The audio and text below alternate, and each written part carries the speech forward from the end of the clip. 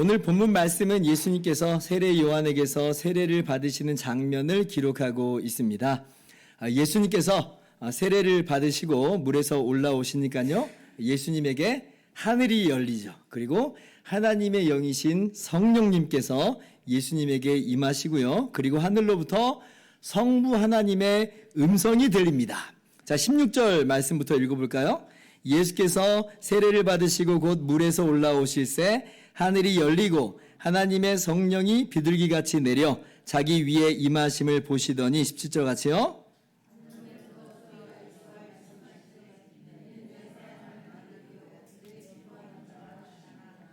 네, 성부 하나님의 음성이 들리죠. 이는 내 사랑하는 아들이요 내 기뻐하는 자라. 그리고 우리는 이렇게 성경 이 부분을 읽으면서 예수님께서 이렇게 세례를 받으셨구나, 이때 이런 일이 있었구나 라고 하고 그냥 쉽게 넘어가곤 합니다.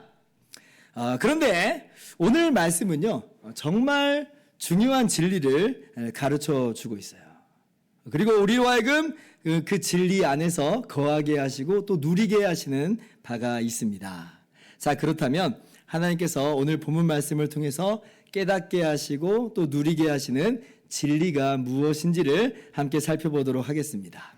첫 번째, 하나님께서는 예수님께서 세례받으시는 이 사건을 통해서 하나님께서 새 위격으로 존재하신다는 이 놀라운 진리를 우리에게 가르쳐 주십니다.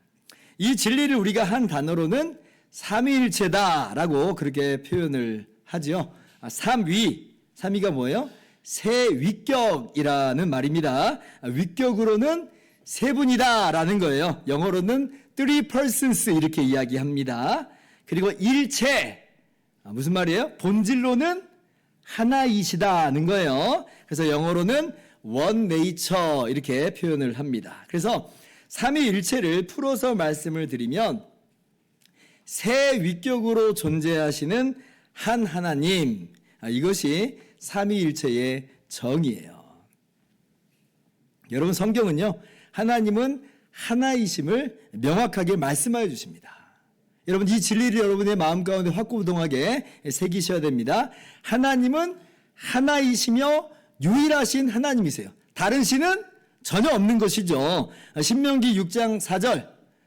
자, 이스라엘아 들으라. 우리 하나님 여호와는 오직 유일한 여호와이시니, 여호와 하나님은 하나이시다라고 하는 거예요. 자, 그리고 신명기 4장 39절 같이 읽습니다. 시작.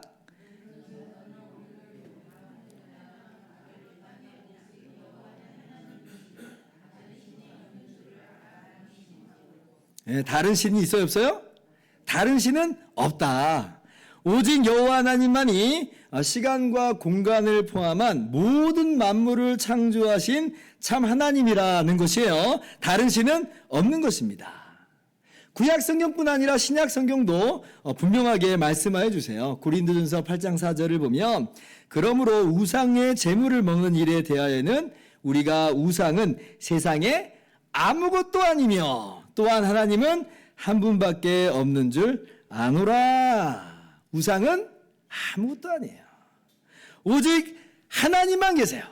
하나님은 오직 하나이셔요. 세상에서는 그야말로 온갖 종류의 신들을 이야기하지만 그러나 그렇지 않다는 것입니다. 다 아무것도 아니에요. 오직 참 하나님은 하나이시라는 것 여러분이 반드시 기억을 해야 되겠습니다. 자, 그런데 성경은 놀랍게도 그 하나이신 하나님이 또한 새 위격으로 존재하신다라는 것을 가르쳐 주세요. 역시 마찬가지로 구약에서부터 말씀하여 주시는데요. 창세기 1장 26절을 봅시다.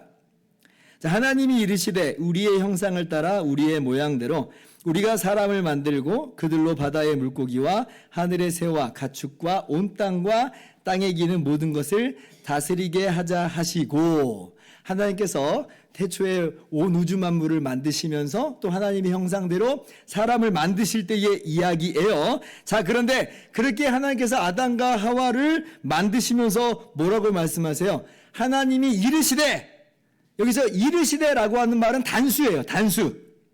원문을 보면 단수예요. 하나님은 하나이시라고 하는 것을 분명하게 보여주죠. 자, 그런데 아까 말씀 보니까 어때요? 우리의 형상, 우리의 모양, 우리가 만들자. 그랬죠. 그래서 전부 다 지금 우리라고 하는 복수를 사용을 합니다. 그러니까 지금 하나님의 복수로 위격이 있으심을 이미 창세기에서부터 말씀하여 주시는 거예요. 물론 새 위격인지까지는 말씀하여 주시진 않았지만 흐릿하게나마 하나님의 복수로 위격이 계심을, 삼위이심을 미리 보여준다라고 하는 거죠. 그리고 신약 성경은 이 부분에 대해서 아주 명확하게 하나이신 하나님이 새 위격으로 존재하심을 분명하게 말씀하여 주십니다. 요한복음 1장 1절을 한번 봅시다. 보시면, 자, 태초에 말씀이 계시니라. 이 말씀이 하나님과 함께 계셨으니 이 말씀은 곧 하나님이시니라. 이렇게 말씀해요. 자, 하나님과 구별되시나, 그런데 하나님과 완전히 동등하신 말씀이신 하나님을 이야기해요. 그럼 말씀이 하나님이세요. 하나님과 구별되지만 그러나 하나님과 완전히 동등하신 하나님이시다. 14절, 말씀이 육신이 되어 우리 가운데 거하심에 우리가 그의 영광을 보니 아버지의 독생자의 영광이요 은혜와 진리가 충만하더라. 그 말씀이신 하나님이 육신이 되어서 우리 가운데 거하셨다는 거예요. 이게 지금 어떤 사건을 이야기하는 거예요? 그렇죠. 예수님께서 사람이 되어 오신 그 성육신 사건을 지금 말씀하고 있는 거예요. 예수님이 말씀이세요. 예수님이 하나님이세요. 독생자 하나님이시라는 거예요. 18절 같이 한번 읽어봅시다. 시작.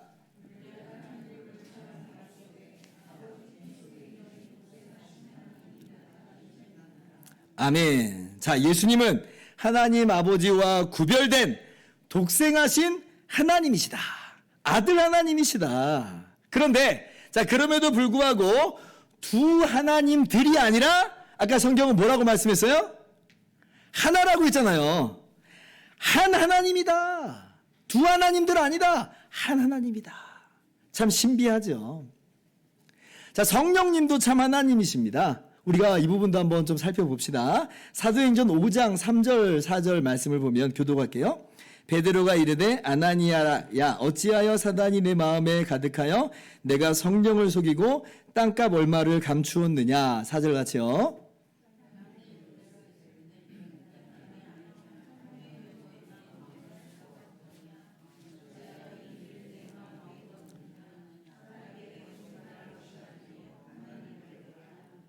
자, 이 말씀 보시면요. 초대교회 때 있었던 한 사건을 지금 기록하고 있는데요. 베드로 사도께서 3절을 보면 자, 아나니아 보고 뭐라고 말해요? 네가 성령님을 속였다 말해요. 성령님을 속였다. 근데 연이어서 4절에서는 뭐라고 반복해서 말씀하냐면 이것은 하나님께 거짓말한 것이다. 이렇게 기록해요. 자, 우리말로 번역할 때는 속이다, 거짓말하다 각각 차이가 지게 번역을 했지만요. 그런데 원문으로 보면 같은 단어가 쓰였습니다. 그러니까 성령님을 속였다, 하나님을 속였다 이 말입니다. 그럼 뭐예요? 성령님은 하나님이시다는 거예요.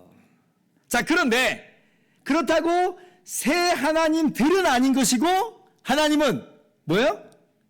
한 하나님이시다. 참 신비죠. 한 하나님이신데 성부, 성자, 성령으로 존재하신다라고 하는 거예요. 그래서 우리는요, 우리의 머리로는 이걸 다 이해를 못하죠. 한 하나님인데 또 성부, 성자, 성령으로 계신다. 우리의 이해로는, 머리로는 다 헤아릴 수 없지만 그러나 성경 말씀을 따라서 그대로 받는 거예요. 하나님은 하나님이신데 근데 새 위격이시로구나 라고 우리가 그렇게 믿는 것이죠. 자, 그런데 사람들 중에는 이것이 쉽게 납득이 잘 안 되니까 자기 마음대로 자기 식대로 이 하나님의 삼위일체이심을 왜곡하는 사람들이 있게 되었습니다. 초대교회 때부터 그런 일이 있어 왔어요. 그래서 초대교회 때 이와 관련해서 여러 이단들이 일어났었는데요. 오늘 제가 그 모든 이단들을 다 말씀드릴 수는 없고 오늘 본문과 관련해서 그중 하나만 말씀드리자면 AD 3세기 때 사벨리우스라고 하는 이단이 있었습니다. 이 사람이 이제 하나님에 대해서 어떻게 가르쳤냐면, 하나님은 실제로 한 본질이요 한 인격이신 것이지 새 위격으로 말하지 않아요. 한 본질이요 한 인격으로서 그냥 새 모습으로 나타난 것뿐이다. 그래서 새 역할을 수행한 것뿐이다 라고 가르쳤습니다. 그러니까 한 하나님이 새 위격으로 존재하신다라고 하는 게 하나면서 또 셋이라고 이야기하는 게 이게 납득이 안 되니까, 그러니까 자기 식대로 이렇게 설명을 한 거예요. 이걸 뭐라고 말하냐면 양태론이라고 합니다. 양태론. 모양만 세 개로 그렇게 바꿔가면서 나타나셨다 이 말이에요. 여러분, 오늘날도 이런 식으로 비유를 풀어서 그렇게 삼위일체 하나님을 설명하는 분들이 있는데, 예를 들어 이런 겁니다.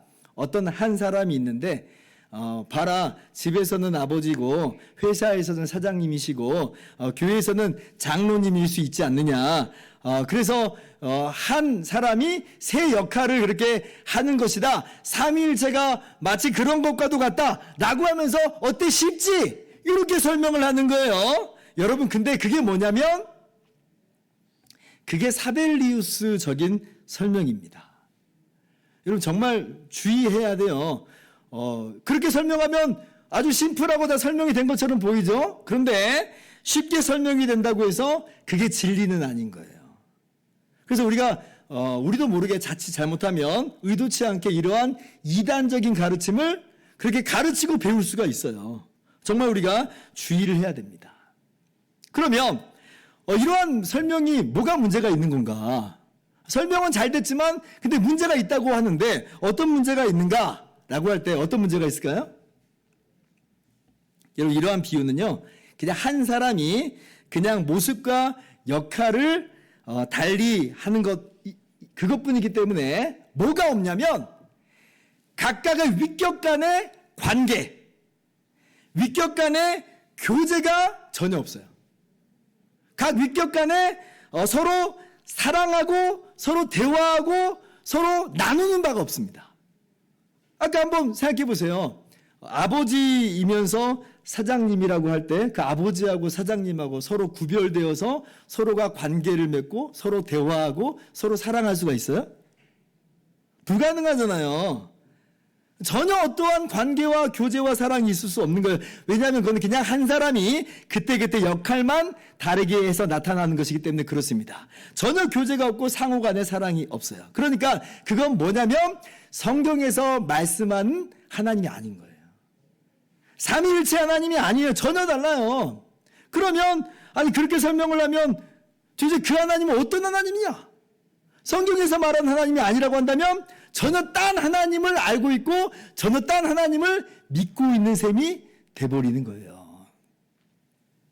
오늘 본문 말씀이 보여주는 바 중에 하나가 바로 그렇습니다. 그러한 사벨리우스적인 양태론적인 오해와 양태론적인 잘못된 이해를 버리라는 거예요. 버리라는 거예요.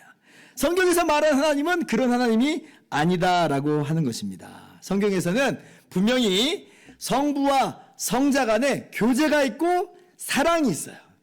아버지가 아들을 사랑하고 아들이 아버지를 사랑해요. 그리고 오늘 말씀 그래서 보세요. 자, 성자 하나님이신 예수님이 세례를 받으시죠? 그리고 동시에 성령 하나님이 비둘기같이 임하세요. 그죠? 그리고 동시에 성부 하나님의 음성이 하늘로부터 들리잖아요. 동시에 출현을 해요. 그리고 상호 간의 관계가 맺어지는 것을 볼 수가 있어요. 하늘로서 성부 하나님께서 뭐라고 말씀해요? 아들 하나님을 향해서 이는 내 사랑하는 아들이요 내 기뻐하는 자다. 분명히 말씀하시잖아요.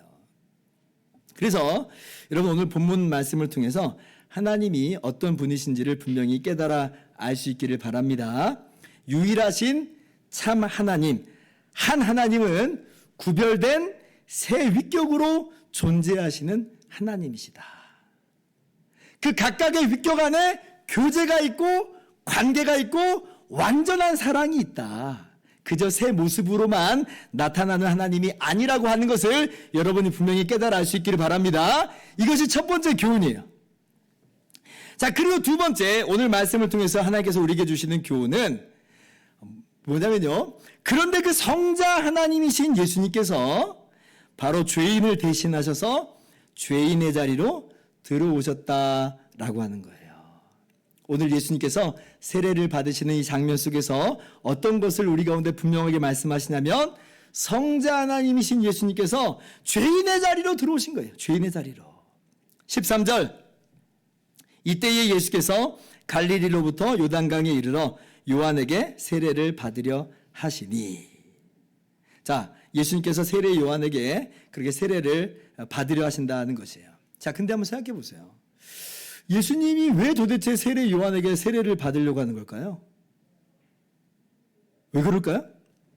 여러분, 요한이 베푼 이 세례의 의미가 무엇인지 잘 아실 거예요. 제가 지난주에 말씀드린 것처럼 이 물세례는 죄사함을 받게 하는 회개 세례입니다. 죄사함을 받게 하는 회개 세례예요. 자, 다시 한번 3장 6절 성경 보세요. 3장 6절을 보세요.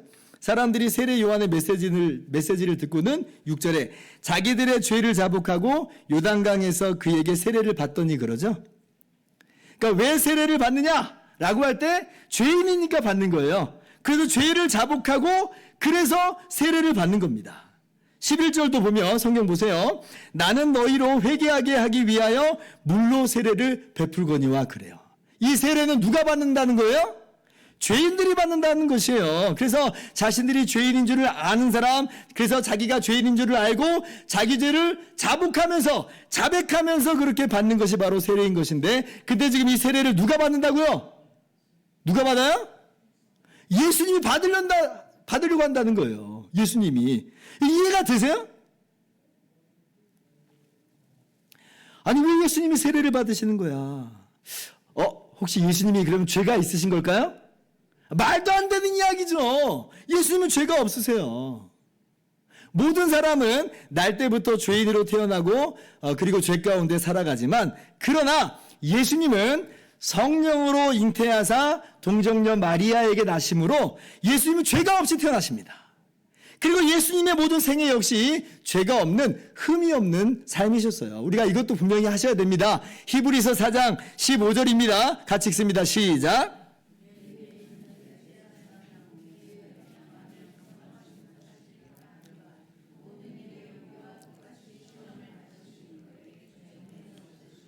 죄는 없으시니라. 예수님은 아무런 죄가 없으세요. 그러면 예수님이 왜 세례를 받으시려고 하는 것인가?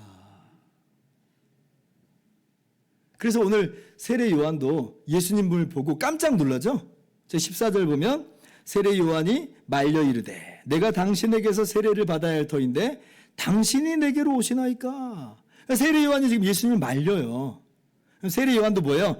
자신이 비록 죄사함을 얻게 하는 회개의 세례를 베풀곤 있긴 하지만 자기 자신도 마찬가지로 죄인 중에 하나라는 것이에요. 그래서 내가 세례를 받아야 될 터인데 라고 하는 말이 그 말이에요. 그런데 예수님은 어떤 분이냐? 세례 요한은 어렴풋하게나마 압니다. 세례 요한은 예수님이 이스라엘을 구원하실 분으로서 정말로 성령으로 세례를 주신 분이라 라고 하는 걸 어렴풋하게 알고 있어요. 그러니까 세례 요한도 이 상황을 이해를 못하겠는 거예요. 그래서 말려요. 그런데 예수님이 지금 세례 요한 보고 자기에게 세례를 베풀라는 거예요. 15절 말씀. 예수께서 대답하여 이르시되 이제 허락하라.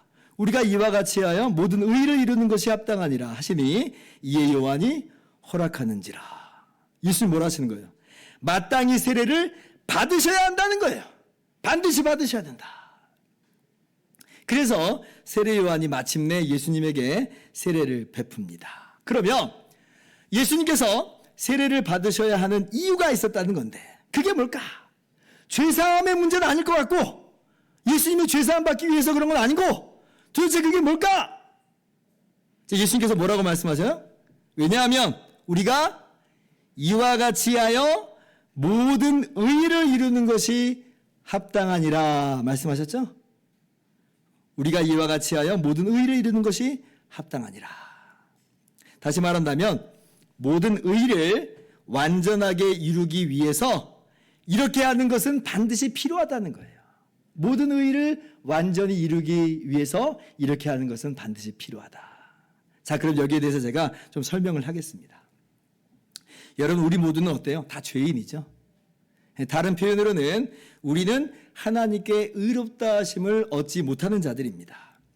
우리 모두는요, 그래서 우리가 행한 죄로 말미암아 하나님께 심판을 받을 수밖에 없고 그 결과 영원한 형벌을 받을 수밖에 없는 존재예요. 여기서 그 누구도 예외가 없어요. 죄 없는 사람이 없잖아요. 죄인이 아닌 사람이 없잖아요. 그래서 우리의 운명이라고 하는 것은 정말 참으로 가련하기 그지없는 것인데, 그런데 하나님께서 어때요? 그러한 우리를 불쌍히 여기시죠. 우리를 구원하시기를 작정하셨어요. 그런데 우리를 구원하실 때에 하나님이 그렇다고 죄인인 우리를 그냥 죄 없는 셈 치고 구원하실 수는 없는 노릇이에요. 없어요. 왜냐하면 하나님의 의로우신 성품에 그것은 맞지 않아요. 하나님의 공의에 맞지 않기 때문에 그렇습니다. 그래서 하나님께서 어떻게 하세요? 죄인인 우리를 구원하시기 위하여 친히 하나님의 아들이신 예수님을 이 땅에 보내주셨죠.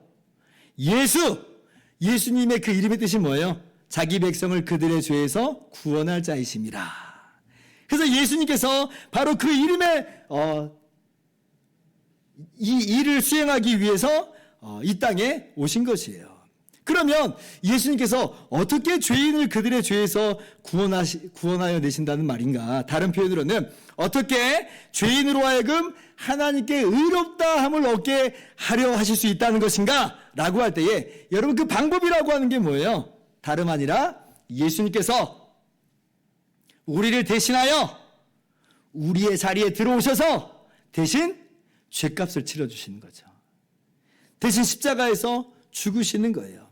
그렇게 예수님이 우리의 자리에 들어오셔서 우리와 하나가 되어주셔서 우리를 대신하셔서 그 모든 죄값을 다 치르시는 것으로 우리가 예수님 안에서 거저 죄 용서함 받고 거저 의롭다함을 얻게 된다라고 하는 것입니다. 여기에서 하나님의 공의가 전혀 손상되지는 않죠. 왜냐하면 하나님께서 죄인을 향한 하나님의 공의의 심판을 이루십니다. 그런데 그 심판이 누구에게 지금 부어져요?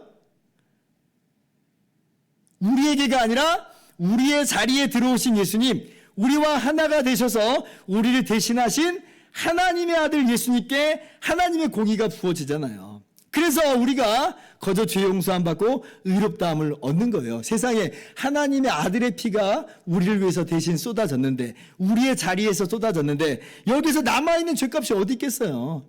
예수님께서 완전히 우리를 대신하여 주신 것이에요. 여러분, 이게 뭐냐면 바로 모든 의를 완전하게 이루신다라고 하는 말이에요. 하나님의 공이 완전하게 실현하는 것이면서도 동시에 우리가 예수님 안에서 거저 완전하게 의롭다함을 얻는 것을 모든 의를 완전하게 이루신다라고 하는 그 말씀에서 담아내고 있는 거죠. 그래서 로마서 3장 23절 이하는 이렇게 말씀하여 주십니다. 모든 사람이 죄를 범하였음에 하나님의 영광에 이르지 못하더니 24절 같이요.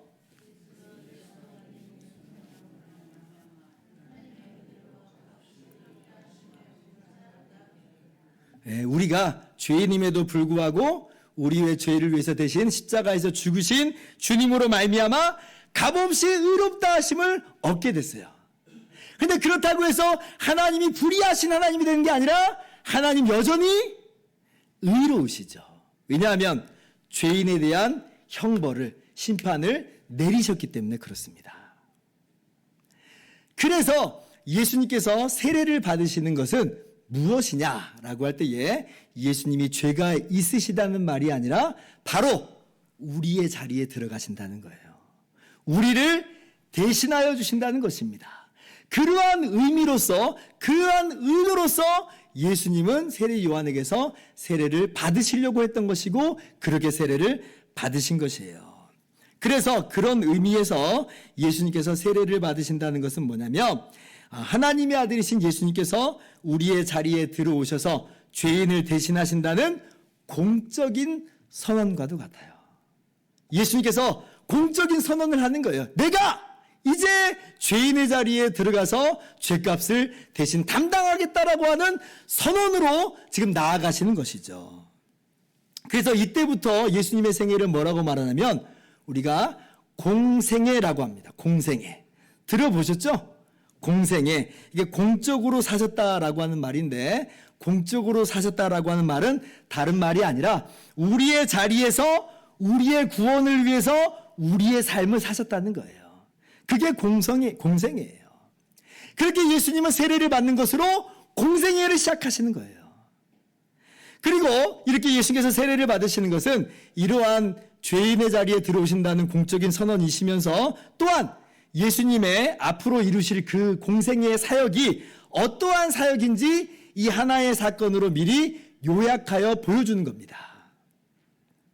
자, 세례라고 하는 걸 한번 생각해 보세요. 물세례가 어때요? 물세례는 우리 장로교에서는 물을 이렇게 뿌려서 세례를 주기도 하지만 또 다른 방식으로는 사람을 물속에 집어넣는 방식으로도 그렇게 세례를 베풉니다. 그러면 사람이 그렇게 물속으로 들어가는 건 무엇을 의미하냐면요, 마치 죄인이 물속으로 들어가서 죽는 것을 가르쳐요. 사람이 물속으로 들어가면 죽는 것처럼 세례를 받는다는 건 뭐냐? 물속으로 들어가서 죽는 거예요. 그리고 물에서 나와서 다시 살죠. 새롭게 되는 것을 보여주는 것이 바로 세례의 의미입니다. 근데 예수님의 공생에 특별히 십자가에서 이루신 일이 뭐냐면 바로 그런 일이죠. 예수님께서 죄인인 우리의 자리에 들어오셔서 우리를 대신하셔서 우리와 연합하셔서 어디 속으로 들어가세요? 십자가에서 죽음 속으로 들어가신 거잖아요. 죽음 속으로. 그러니까 예수님께서 지금 물속으로 죄인의 모습으로서 물속에 들어가시는 것처럼 예수님은 공생애를 통해서 어떤 일을 이루시냐면 십자가라고 하는 죽음 속으로 들어가신 거예요. 그리고 예수님께서 물에서 다시 나오는 것처럼 예수님께서 죽으시고 끝난 게 아니라 3일 만에 다시 살아나시죠. 바로 그것을 지금 예수님께서 죄인의 모습으로서 세례를 받으시는 것 통해서 이미 드러내어 보여주신 것이에요. 그러므로 우리가 우리의 자리에 들어오셔서 우리와 하나가 되어주신 예수님과 함께 이제 어떤 은혜를 누리게 되냐면 예수님께서 우리의 자리에 들어오셔서 우리를 대신하셨으니까 우리가 예수님과 그렇게 하나가 되어서 우리가 죄에 대해서 죽은 자가 되는 것이고 그리고 예수님과 하나가 되어서 하나님에 대해서는 산자로 나오는 거예요. 산자로. 예수님의 세례 받으심으로 통해서 우리의 죽음과 우리의 살림의 사건이 이미 이 한 사건 속에서 보여지게 되는 거예요. 깨닫게 되는 거죠. 아하, 그렇구나. 하나님의 아들이신 예수님께서 나의 자리에 들어오셔서 내가 죽고 내가 사는 역사를 그 안에서 얻게 됐구나 라고 하는 것을 깨닫는 거고요. 그리고 이러한 놀라운 구원을 우리가 다시 한번 확신할 수가 있는 겁니다. 예수님의 십자가 사건은 마태복음 26장, 27장에 나오는 사건이지만 이미 예수님께서는 이렇게 공생애를 시작하시면서 예수님이 우리를 위해서 이루시는 그 놀라운 구원을 이미 선명하게 보여주셨다라고 하는 것이에요. 그러므로 오늘 이 사건을 통해서 예수님께서 우리의 자리에 들어가셔서 우리의 모든 죄값을 다 담당하시고 그리고 예수님이 다시 부활하심으로 우리가 주님과 함께 살아나게 됐다는 이 놀라운 은혜를 충만하게 누리실 수 있기를 바랍니다. 그래서 이어지는 성령님의 임하심과 그리고 성부의 음성도 그렇습니다. 지금 예수님께서 올라오실 때에 성령이 비둘기같이 임하고 그리고 하늘로서는 성부 하나님의 음성이 들렸잖아요. 여기는 두 가지 측면이 있습니다. 첫 번째 측면은 예수님께서 공생애를 시작하신 데 있어서 하나님께서 성령으로 기름 부으시고 그리고 예수님을 메시아로서 공적으로 선포하시는 그런 측면이 있어요. 자, 그런데 또 다른 측면으로는 예수님께서 우리의 자리에 들어오신 거라고 했잖아요. 우리의 자리에 들어오신다는 측면에서 볼 때는 이것이 무엇을 가리키냐면 우리가 예수님 안에서 성령의 임재를 경험하는 것이요. 그리고 하나님 아버지께로는 아들이라 불려지는 그 사건을 이 사건 속에서 아울러서 보여주는 그러한 의미가 있어요. 그렇잖아요. 우리가 주님과 함께 죽은 자요, 주님과 함께 산 자가 되는데 그로 말미암아 지금 우리 가운데 어떤 일이 벌어졌어요? 성령이 우리 가운데 임하시고 그로 말미암아 우리가 하나님을 아버지다 라고 부를 수가 있게 됐잖아요. 오늘 성부께서 예수님을 향해서 내 사랑하는 아들이요 내 기뻐하는 자다 라고 말씀하신 것처럼 이제 성부 하나님께서는 예수 그리스도 안에서 주님과 하나 된 우리를 향해서 뭐라고 불러주시냐면 내 사랑하는 아들이다, 내 기뻐하는 자다 라고 우리를 향해서 불러주세요. 우리가 누구라고요? 하나님의 사랑하시는 아들, 하나님의 기뻐하는 자가 돼버린 거예요. 우리가 하나님께 이쁨 받고 하나님께 인정받으려고 애쓸 필요가 없다는 것입니다. 우리의 자리에 들어오신 하나님의 아들의 사역으로 말미암아 우리는 은혜로서 거저 하나님 아버지의 자녀가 되었고 그렇게 하나님께 사랑받는, 하나님께서 기뻐하시는 그런 존재가 돼버린 것이에요. 갈라디아서 4장 6절 이하는 이렇게 말씀합니다. 너희가 아들임으로 하나님이 그 아들의 영을 우리 마음 가운데 보내사 아빠, 아버지라 부르게 하셨느니라. 4장 7절 같이 읽습니다.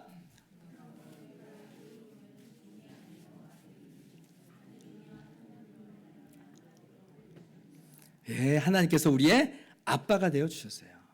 아들의 영이신 성령을 보내주셔서 예수님과 하나 된 우리는 하나님을 이제 뭐라고 부를 수 있냐면 아빠라고 부를 수가 있어요. 아빠. 이 세상에서는 어떻게 태어났느냐에 따라서 금수저니 은수저니 흙수저니 그렇게 판단을 합니다. 그래서 있는 집안에서 태어난 사람들은 뭔가 좀 뿌듯해하고, 그리고 아무것도 없는 집안에서 태어난 사람들은 내 인생은 왜 이렇게 어렵나 라고 신세한탄을 합니다. 우리도 어쩌면 그렇게 살아왔을지 모르겠는데, 그런데 이제 놀라운 변화가 우리 가운데 주어진 거예요. 어떤 일이 벌어졌냐면 우리는 온 우주 만물을 창조하신 하나님의 아들이 됐어요. 하나님의 딸이 되었어요. 제가 제일 처음에 지금 삼위일체 하나님에 대해서 함께 말씀을 나눴습니다. 삼위일체 하나님, 성부 하나님과 성자 하나님 사이에 완전한 교제가 있고 완전한 사랑이 있고 완전한 나눔이 있다고 그랬어요. 그러면 지금 이제 어떤 일이 벌어졌냐면, 근데 그 성자 예수님이 우리의 자리에 들어오셨다고 그랬잖아요. 우리와 기꺼이 하나가 되어주셨다고 그랬잖아요. 그럼 이제 어떤 일이 벌어졌냐면, 우리가 예수님과 하나됨 안에서 성자 하나님이신 예수님 안에서 성부 하나님과 완전한 사랑, 완전한 기쁨, 완전한 교제를 누리게 돼버렸다 이 말이에요. 우리가 받은 구원이라고 하는 것이 뭐냐? 물론 새하늘과 새 땅에 영광스러운 기업을 우리가 유업으로 받는 것이 우리가 받은 구원이기도 하지만, 근본적으로 들어가 보면 어디까지 들어가게 되냐면, 우리가 성자 하나님이신 예수 그리스도와 함께 예수 그리스도 안에서 하나님을 아빠라고 부르고, 하나님 아버지께서 우리를 아들이요 딸이라고 불러주시는 그러한 구원을 우리가 받은 것이에요. 정말 너무나 기가 막힌 은혜죠. 이것이 바로 우리가 받은 놀라운 은혜고 우리가 받은 구원입니다.